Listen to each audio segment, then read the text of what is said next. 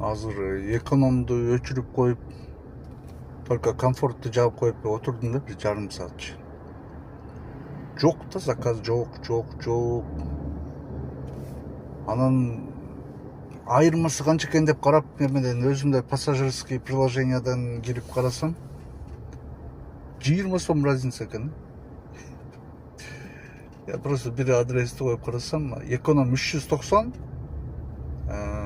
комфорт 410 сом экен. 20 сом разница. Ошол 20 сомдон качып экономго отурасыңарбы? Эми билбейм, елки-палки. Бул слишком эле мындай сараңдык эмеспи дейм да. 20 сомдон качпай эле, мисалы, комфортко эле отургула дейм. Такси менен отуруп бараткандан кийин, значит, мүмкүнчүлүгүң нормально эле дачы.